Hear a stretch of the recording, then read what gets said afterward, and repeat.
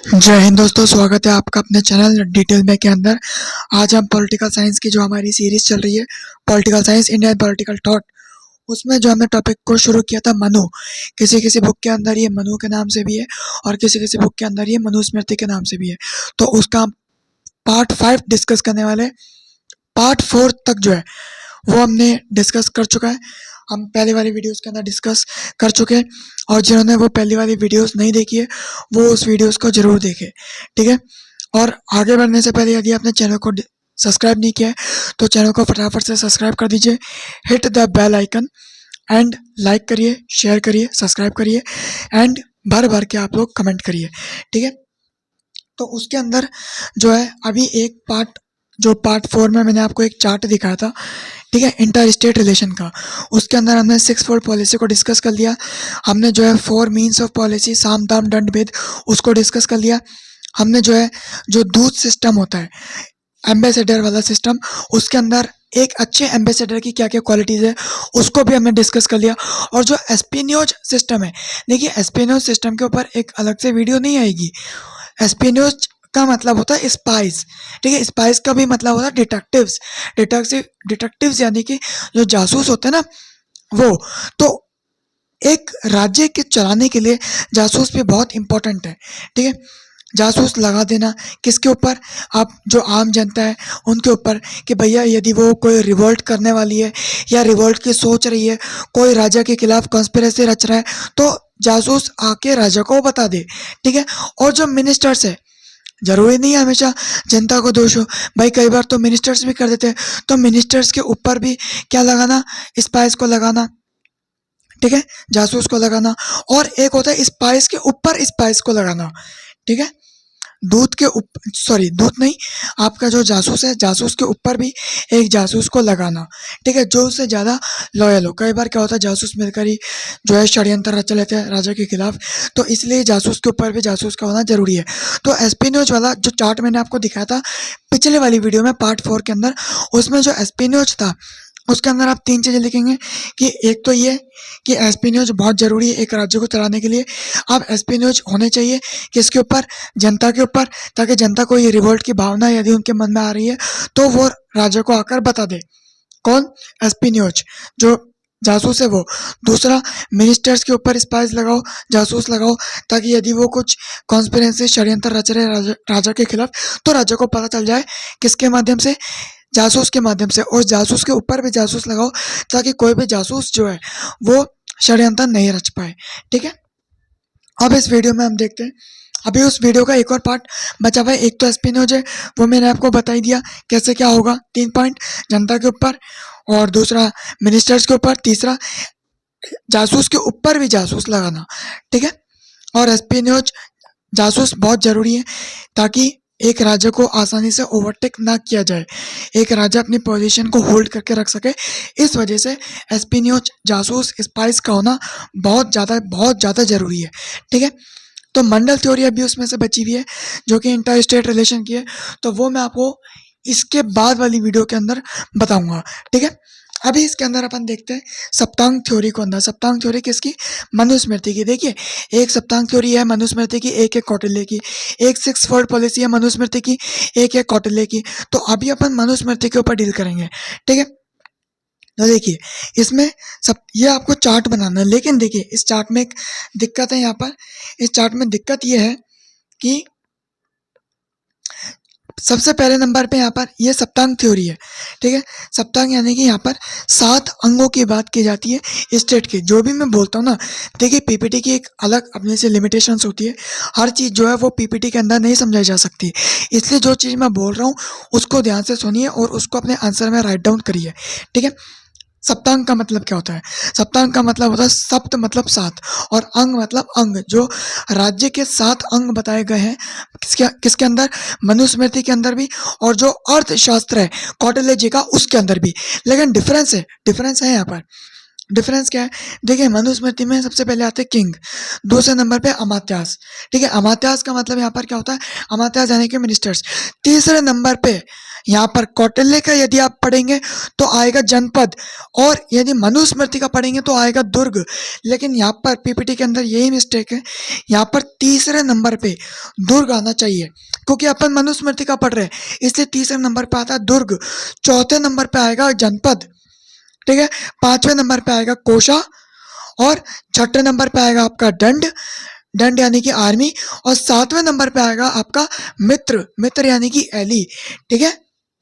ये तो पीपीटी में एक मिस्टेक ये है कि सेकंड वाला जनपद थर्ड नंबर पे आना चाहिए, और थर्ड वाला जो दुर्ग है वो सेकंड नंबर पे आना चाहिए, ठीक है। अभी जो आप सीक्वेंस देख रहे हैं ये कौटिल्य वाला सीक्वेंस है, ठीक है। यही डिफरेंस है कौटिल्य के सप्तांग थ्योरी में और मनुस्मृति के सप्तांग थ्योरी में। लेकिन अभी हम कौटिल्य जी का सप्तांग थ्योरी नहीं पढ़ रहे, अभी हम मनुस्मृति का सप्तांग थ्योरी पढ़ रहे हैं। तो जनपद की जगह पे आना चाहिए दुर्ग, और दुर्ग की जगह पे आना चाहिए जनपद, ठीक है। अब एक एक को अपन डिस्कस करते हैं, ठीक है। देखिए फर्स्ट या सेकंड वाला जो पार्ट था हमारा, फर्स्ट वाला तो नहीं, सेकंड वाला जो पार्ट था उसमें मैंने किंग की कैरेक्टरिस्टिक्स आपको बताई है, कैरेक्टरिस्टिक्स हो गई बताइए उधर मैंने, ठीक है। ड्यूटीज बताइए किंग की, और एक आइडियल किंग कैसा होना चाहिए वो भी मैंने आपको बताया है पार्ट सेकंड में।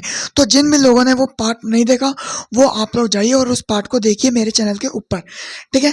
तो यहाँ पर मैं आपको किंग के बारे में नहीं बताऊंगा, क्योंकि किंग के बारे में जो कैरेक्टरिस्टिक्स है, ड्यूटीज है, वो ऑलरेडी मैं बता चुका हूँ पार्ट 2 के अंदर। वो सारी चीज़ें आपको इसमें लिखनी है किंग के अंदर, ठीक है। सबसे पहले चार्ट बनाना है, उसके बाद में एक एक पॉइंट को डिस्क्राइब करना है डिटेल में, ठीक है। तो जो आपका स्वामी है, जो किंग है, उसके अंदर कैरेक्टरिस्टिक्स ड्यूटीज वही आएगी जो मैंने आपको पार्ट 2 के अंदर बताई है। अपन स्टार्ट करेंगे सेकंड अमात्यास से, ठीक है। अमात्यास देखिए, अमात्यास का मतलब होता है यहाँ पर मिनिस्टर्स। अब ये शॉर्ट में लिखा हुआ है, ठीक है, लेकिन मैं आपको पीपीटी के बाहर भी कई सारी चीज़ें आपको बताऊंगा, तो वो आपको अपने आंसर में राइट डाउन करनी है, ठीक है। अब मिनिस्टर्स यहाँ पर chief advisers and administrators who assist the king in governance. Ministers आप लोग जानते ही, ये मिनिस्टर्स होते हैं राजा के साथ में, जो कि राजा की क्या करते हैं, हेल्प करते हैं किसी भी प्रकार की पॉलिसी को बनाने में, ठीक है। अब मिनिस्टर्स भी यहाँ पर दो प्रकार से जो है वो सेलेक्ट किए जाते हैं। एक होते हैं आपके ट्रेडिशनल, जो कि हेरिडेटरी पोजीशन है, भाई किसी के पिताजी मिनिस्टर थे तो वो भी मिनिस्टर बन गया। और एक होता है यहाँ पे एग्जामिनेशन होगा, जैसे कि अब एग्जामिनेशन आप किस बिहाफ पे करेंगे, एक होना चाहिए उसके अंदर करेज, ठीक है। करेज होना चाहिए, वो राजा की मदद करे राजा के गोल्स को पूरा करने में, ठीक है। और लॉयल होना चाहिए वो, ठीक है, ये नहीं कि दुश्मन के साथ जाके मिल जाए। वो एजुकेटेड होना चाहिए, ठीक है, और उसमें कैपेसिटी होनी चाहिए चेंज करने की। लॉयल है वो तो ठीक है, लेकिन उसमें कैपेसिटी भी तो होनी चाहिए कोई रिफॉर्म करने की। तो ये यदि ये सारे फैक्टर्स किसी में मिलते हैं तो वो व्यक्ति भी मिनिस्टर्स बन जाएगा। और जो हेरिडेटरी पोजीशन है, किसी के पिताजी मिनिस्टर फिर उसका बेटा मिनिस्टर, तो वो तो चल ही रहा है। और मिनिस्टर्स का कहना मानना एक राजा के लिए बहुत ज़्यादा इंपॉर्टेंट है। यदि कोई राजा मिनिस्टर्स को ओबे नहीं करता तो मिनिस्टर्स देखिए उस फील्ड के स्पेशलिस्ट होते हैं। राजा को उतना ज्ञान नहीं है जितना कि मिनिस्टर्स को है। तो यदि कोई राजा मिनिस्टर्स की बात नहीं मानता तो उसकी पॉलिसी में लूप होल्स रह जाते हैं, यानी कि वो जो भी डिसीजन लेगा उसमें कई सारे क्या हो जाएंगे, लिमिटेशंस हो जाएंगे। और एक ऐसा राजा बहुत ज़्यादा खतरनाक होता है, क्योंकि इससे फिर क्या आ सकती है, ऑटोक्रेटिक रूल आ सकता है, ठीक है। अगला देखिए टेरिटरी। टेरिटरी में यहाँ पर दो चीज़ें आती है, एक आती है आपकी लैंड, एक आता है आपका पॉपुलेशन। तो लैंड हमेशा मनुस्मृति में बताया गया है कि लैंड जो भूमि है वो कैसी होनी चाहिए, वो होनी चाहिए फर्टाइल। यदि लैंड आपकी उपजाऊ नहीं है, फर्टाइल नहीं है, तो वहाँ पे एग्रीकल्चर नहीं होगा। और पहले तो एग्रीकल्चर ही मेन सोर्स था इनकम का, और यदि एग्रीकल्चर नहीं होगा तो लोग टैक्सेस नहीं दे पाएंगे। तो लैंड हमेशा फर्टाइल होनी चाहिए। और जो जनता है उस जनता में मर्चेंट भी होने चाहिए, एग्रीकल्चरलिस्ट भी होनी चाहिए। और जनता जो है ना वो ऐसे नहीं होनी चाहिए कि वो गरीब है, इन्फीरियर उनकी कंडीशन है। जनता एक प्रॉस्पेरस होनी चाहिए, उनके पास में रिसोर्सेज होने चाहिए, ठीक है। ये आपको टेरिटरी, टेरिटरी का मतलब यहाँ पर होता है जनपद, ठीक है। तो अपन ने स्वामी को देख लिया, स्वामी पार्ट 2 से आप निकालिए ड्यूटीज और कैरेक्टरिस्टिक्स, ठीक है। अमात्यास यानी कि मिनिस्टर्स, और टेरिटरी यानी कि आपका जनपद। लेकिन आपको टेरिटरी को बाद में लिखना है, पहले आपको क्या लिखना है, दुर्ग के बारे में लिखना है। तो दुर्ग यानी कि क्या होता है, दुर्ग यानी कि होता है फोर्ट, ठीक है। तो फोर्ट देखिए, तो फोर्ट यानी कि आपके अलग अलग जो है फोर्ट, जो राजा होता है, तो राजा जहाँ पर रहेंगे पैलेस के अंदर, पैलेस जो है घिरा रहेगा फोर्ट से। और एक मजबूत फोर्ट होना। अब देखिए पीपीटी के अलग कुछ लिमिटेशंस हैं, जो चीज़ें मैं बता रहा हूँ वो पीपीटी के अंदर नहीं है, इसलिए आप लोग ध्यान से सुनिएगा कि कुछ चीज़ें ऐसी होती है जो पीपीटी में नहीं बताई जा सकती। हर एक चीज़ पीपीटी में एक्सप्लेन नहीं की जा सकती, वो आपको मेरी बात जो है वो सुननी पड़ेगी। तो फोर्ट जो है, आप किला बना रहे हैं, तो किला एक तो सबसे पहली बात, किला बहुत ज़्यादा मजबूत होना चाहिए। और पुराने ज़माने के जो किले होते थे वो तो पत्थर के बने होते थे। आज के जो घर हैं वो उतने ज़्यादा मजबूत नहीं होते, क्यों? क्योंकि वो ईंटों के बने होते हैं। पिछले पहले ज़माने के जो किले होते थे वो पत्थर के बने होते थे। पत्थर और ईंट 2 अलग-अलग चीज़ें हैं, ठीक है? तो आपके जो किले हैं, जो फोर्ट हैं, वो आपके मजबूत होने चाहिए, पहली चीज़। और दूसरी चीज़, वो जटिल जगहों पे होनी चाहिए, जहाँ पे आसानी से कोई भी आ ना पाए। यदि आसानी से वहाँ पे एनिमी आ जा रहा है, तो फिर तो आपका फोर्ट को भी तोड़ देगा और आपको वो जो हरा सकता है। तो एक तो जटिल जगहों पे होने चाहिए, पहली चीज़। और दूसरी चीज़, आपके वो जो फोर्ट है वो बहुत ज़्यादा क्या होने चाहिए, मजबूत होने चाहिए। अब यहाँ पे अलग-अलग प्रकार के फोर्ट बताए गए हैं, आपके बुक में भी होंगे, ठीक है? सुनीता गंगवाल की बुक में भी होंगे, या जो आप दूसरी बुक जो रिकमेंड करते हैं जैसे कि ओपी गोबा, तो उनकी बुक में भी होगा। जैसे कि आप देखिए सबसे पहले नंबर पे आता है यहाँ पे बो फोर्ट, ठीक है? बो फोर्ट, अभी गलती से वो पीपीटी मिस हो गई थी। बो फोर्ट, BOW, बो फोर्ट। तो बो फोर्ट का मतलब क्या होता है? बो फोर्ट का यहाँ पर मतलब होता है, बो फोर्ट का यहाँ पर मतलब होता है कि एक ऐसा फोर्ट जो कि 12 क्यूबिट्स फीट लॉन्ग होगा, सबसे पहली चीज़। दूसरा, उसका जो टॉप होगा वो मंकी हेड की तरह होगा, और उसका जो बेस होगा ना वो हाथों की हथेलियों जैसा होगा, पाम की तरह होगा। ये पहली चीज़ हो गई, पहला फोर्ट बो फोर्ट। दूसरा फोर्ट इक्वेटोरियल फोर्ट, यानी कि आपका चारों तरफ से वो समुद्र से घिरा हुआ होना चाहिए, इक्वेटोरियल फोर्ट, ठीक है? चारों तरफ से समुद्र से घिरा हुआ होना चाहिए। तीसरा आपका आता है earthen fort, EARTHEN, earthen fort. Earthen fort चारों तरफ से चारों तरफ उसके डेजर्ट होना चाहिए, ठीक है? चौथे नंबर पे आता है आपका फॉरेस्ट फोर्ट। अब फॉरेस्ट फोर्ट से कुछ लोग कंफ्यूज होते हैं, कुछ लोग का ये मानना है कि फॉरेस्ट फोर्ट मनु कह रहे पेड़ों के ऊपर बनाने के लिए, पेड़ों के ऊपर बनाने के लिए वो नहीं कह रहे, वो कह रहे जंगल के बीच में बनाने के लिए, और जंगल कम से कम चारों तरफ से 4 माइल का होना चाहिए, ठीक है? जब तो वो जटिल जंगल हुआ, वरना तो वहाँ पे कोई भी आ जाएगा। पांचवा यहाँ पर बताया गया आपका हाउस फोर्ट। हाउस फोर्ट यानी कि ये जो गैरिसन्स होते हैं, जो आर्मी कमांडर्स होते हैं, हाउस फोर्ट उनके लिए होता है, ठीक है? आर्मी कमांडर्स हो गए, या जो आर्मी के जो टूल्स है, वेपन्स है, उनको रखने के लिए जो फोर्ट है, जहाँ पे आर्मी के कमांडर्स होंगे, वो कहाँ पर रहेंगे? हाउस फोर्ट के अंदर। और छठे नंबर पे जो फोर्ट बता रखा है वो फोर्ट है हिली फोर्ट। हिली फोर्ट यानी कि जो पहाड़ों पर आपने देखा होगा, जैसे तानाजी मूवी में, ठीक है? कोंडाना पर तानाजी कूच कर जाते हैं, उदयवान को हरा देते हैं, तो वो जो फोर्ट है, वो फोर्ट क्या कहलाता है? वो पहाड़ों पर है, तो वो वाला फोर्ट हिली फोर्ट कहलाता है। तो यहाँ पर 6 प्रकार के जो है वो फोर्ट बताए गए हैं। अब देखिए ये चीज़ें आपको सारी लिखनी है, हर एक चीज़ पीपीटी में नहीं बताई जा सकती, इसलिए मैं आपको बता रहा हूँ, और आपको कान खोल कर हर एक चीज़ को सुनना है और अपने आंसर में लिखना है, ठीक है? अब फोर्ट हो गया। पांचवा अपना आता है ट्रेजरी। अब ट्रेजरी में एक पार्ट 4 के अंदर या पार्ट 5 के अंदर, ये पार्ट जो 4 था उसके अंदर मैंने बता रखा था ट्रेजरी के ऊपर भी, ट्रेजरी के ऊपर जैसे कि उसमें टैक्सेशन किस प्रकार से जो है वो कलेक्ट किया जाएगा। तो टैक्सेशन इसमें भी मैं आपको बता देता हूँ। सबसे पहली चीज़, टैक्सेशन लिमिट में होना चाहिए। दूसरी चीज़, टैक्सेशन सही तरीके से कलेक्ट करिए, ये नहीं कि मारपीट करके कलेक्ट कर रहे हैं। तीसरी चीज़, टैक्स जो आपने लिया है उसका पूर्ण रूप से इस्तेमाल होना चाहिए जनता की भलाई के लिए, जनता के डेवलपमेंट के लिए, ठीक है? और टैक्सेशन बहुत ज़्यादा ज़रूरी है किसी भी राज्य को अपने एडमिनिस्ट्रेशन चलाने के लिए। 7 प्रकार के टैक्सेस बताए गए थे, मैं एक वीडियो बना चुका हूँ, पार्ट 3 या पार्ट 4 के अंदर वो चीज़ें थी, बस यहाँ पर एक शॉर्ट में मैं आपको बता रहा हूँ, ठीक है? तो यदि किसी को वो वीडियो देखनी है अच्छे से क्या-क्या लिखा हुआ है, तो आप लोग वो वीडियो देखिए, आप लोग सारी वीडियोज़ को देखिए, पहले जितने भी पार्ट्स आ चुके हैं, ठीक है? तो यहाँ पर मैं आपको बता देता हूँ, उसमें मैंने 7 प्रकार के टैक्सेस बता रखे थे। पहला है लैंड टैक्स। लैंड टैक्स में यदि आपकी ज़मीन बहुत ज़्यादा उपजाऊ है, तो आप कितना देंगे? 1/6 यदि आपकी लैंड मीडियम फर्टाइल है तो 1/8 टोटल क्रॉप प्रोडक्शन का, और यदि लैंड बहुत ज़्यादा इंफीरियर है, उपजाऊ बहुत कम है, तो 1/10 of the total crop production. ठीक है, ये हो गया आपका लैंड टैक्स। दूसरे नंबर पे आ जाता है आपका फीस, किसी भी इंपॉर्टेंट कार्य को करने के लिए जो फीस ली जाती है वो। तीसरे नंबर पे आ जाता है आपका फाइन्स। चौथे नंबर पे जो एनिमल्स पाल रहे हैं वो ग्रेजिंग करवाएंगे तो उसके ऊपर भी टैक्सेस है। पांचवा वाटर रिजर्वायर्स, जैसे कि रिवर्स हो गया, पॉन्ड्स हो गया, उनको इस्तेमाल करने पर भी टैक्स दिया जाएगा। और ऑक्यूपेशंस लाइक आर्टिजन्स, आर्टिजन्स जो होते हैं आर्टिजन्स, उनका जो काम धंधा है उस पर भी टैक्स लगाया जाता है। और एक सातवां नंबर का जो टैक्स है वो है आपका सेल्स टैक्स। तो ये टैक्सेशन करना बहुत ज़्यादा जरूरी है। ठीक है, तो अपना किंग हो गया, मिनिस्टर्स हो गया, टेरिटरी के अंदर पॉपुलेशन और आपका लैंड हो गया।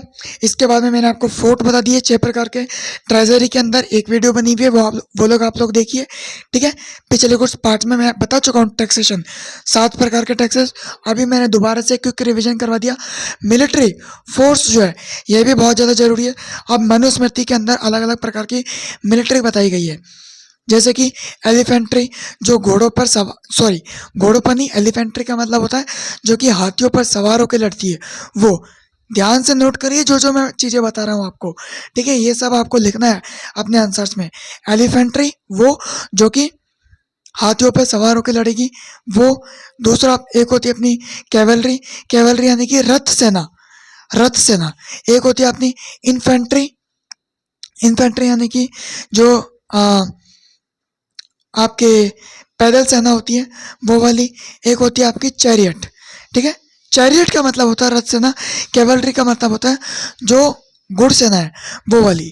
ठीक है, एलिफेंट्री का मतलब जो हाथियों पर सवार होगी वो वाली, चैरियट का मतलब जो रथ पर सवार है वो वाली, कैवलरी का मतलब जो घोड़ों पर सवार है वो वाली। चौथे नंबर पे आपका इन्फेंट्री, इन्फेंट्री का मतलब जो पैदल लड़ने वाले जो सोल्जर्स हैं वो वाले। और पांचवें नंबर पे आपकी नेवी। जी हाँ, उस जमाने में भी नेवी होती थी, तो मिलिट्री का स्ट्रांग होना बहुत ज़रूरी है। ठीक है, और लास्ट 7th नंबर पे आता है आपका एली।